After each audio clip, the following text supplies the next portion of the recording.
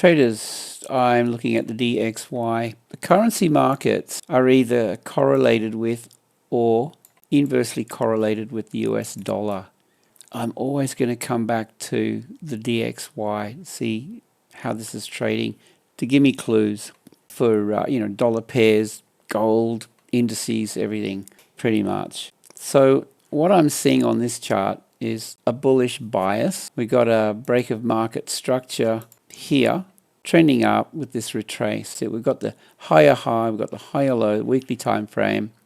There's a reversal potentially going on here. You've got the double bottom, you've got the dip down into liquidity, the rally, the retrace to rebalance, and then another push with a pullback, right? So this to me is a reversal taking shape. Long story short, I'm bullish. Let's just clear the decks and we'll go down to the daily, and then we'll go down to a lower time frame, maybe even a 15-minute chart, and I'll give you my take on an entry. So we have here this break of market structure, bullish break, higher highs, higher lows, and currently we're trading into this bullish order block on the daily. Let's just mark it up from the candle bodies, high and low, big support zone. And also consider, have a look at this range, this balance area. I'll just pull this through here down to the low. Okay, so I just picked up the high of this candle body down to the low.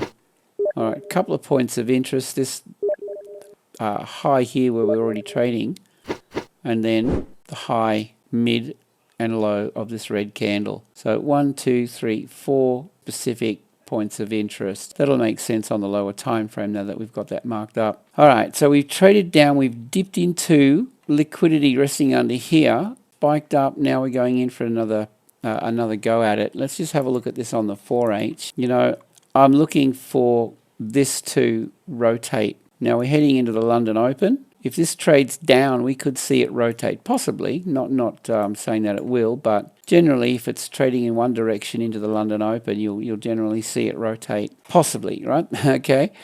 So I like what I'm seeing here. We've got this low, and if this holds here and forms a base somewhere, somehow, like that, and we see it rotate, well, the thing to be looking for will be, let's just go down to an hourly, on this time frame or the lower time frame, but keep an eye on this trend here, potentially shifting gears, however it works out. Now, what I'm going to be looking for is going to be a range to form, and then possibly a fakey shaky.